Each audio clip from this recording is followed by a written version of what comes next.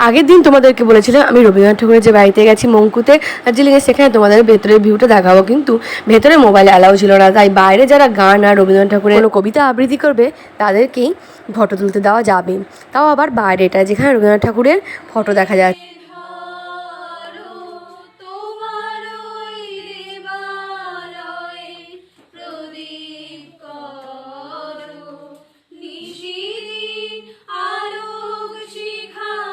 একটা সময় রবীন্দ্রনাথ ঠাকুরের গান গাইছিলেন, তো তাদের ভিডিও আমি একটু তুলে নিয়েছিলাম। তারপর আমরা চলে গেলাম যোগীঘাট ব্রিজে, আর সেখানে গিয়ে আমাদের খুবই খিদে পেয়ে গেছিলো। তাই আমরা প্রথমে মোমো অর্ডার করে ব্রিজটা দেখে নিলাম কেমন, আর যেই নিচে নামলাম অমনি বড় বড় ফোঁটা করে বৃষ্টি পড়তে শুরু করলো। তাই আমরা বেশি ফটোও তুলতে পারলাম না, আর বেশিক্ষণ ওখানে থাকতেও পারলাম না। তারপর এসেই মোমো পেয়ে ঘপাঘপ খেয়ে ফেললাম সবাই, মানে এত সবার খিদে পেয়েছিল। তারপর আমরা চলে গিয়েছিলাম অহলদারা ভিউ পয়েন্ট। তো সেখানেও কিছু আমরা বিশেষ দেখতে পাইনি, কারণ এত মেঘ এত কুয়াশা ছিল।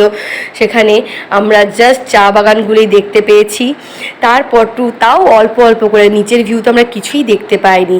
তারপর আমরা চলে গিয়েছিলাম নামতিং পোখরি লেক। যেহেতু বর্ষাকাল না, তাই ওই সময় লেকের মধ্যে কোনো জল ছিল না, আর সামনেই ছিল হনুমান ঠাকুরের মন্দির।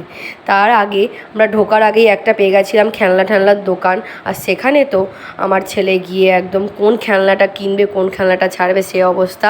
তারপর আমরা ঠাকুর নমস্কার করে সেখানে চলে গেলাম লেক দেখতে। আর লেকের ওখানে ভেতরের দিকে ভিউটা এত দারুণ ছিল, তোমাদের সঙ্গে আমি শেয়ার করছি, তোমরাও দেখে অবশ্যই জানিও তোমাদেরও কেমন লাগলো। আমাদের তো দারুণ লেগেছে লেকের ভেতরের ভিউটা। এখানে দেখো হনুমানজির মন্দির, আর এদিক দিয়ে আমরা ভেতরের দিকে চলে যাচ্ছিলাম লেকের দিকে। প্রথমে তো ভাবছিলাম কোথায় যাচ্ছি, তারপর বলা হলো যে ওখানে ভেতরে লেক আছে আর চারিদিকে পাইন ট্রি। কি দারুণ লাগছে জায়গাটা, না আমার তো হেভি লাগছে। আর এখানে ফটো তুললে তো হেভি ফটো আসবে, আর বিশেষ করে এত দারুণ ওয়েদারটা ছিল, একটু মেঘলা মেঘলা ওয়েদার আর চারিদিকে কুয়াশা ভর্তি, পুরো যেন হলিউড মুভির মতো লাগছে। দারুণ লাগছিল চারপাশটা। তো তারপর আমরা এখানে একটু ফটো তুলে নিলাম। তারপর লেকের কাছে গেলাম। লেকের কাছে একদমই শুকনো লেক, কোনো জল ঠল কিছু নেই। তো আজ তোমার সঙ্গে ব্লগে এই পর্যন্তই শেয়ার করছি, পরবর্তীতে শেয়ার করবো তোমাদের নেক্সট ব্লগে। ততক্ষণের জন্য বাবাই, সাবধানে থেকো, ভালো থেকো, দেখা হচ্ছে পরবর্তী ব্লগে।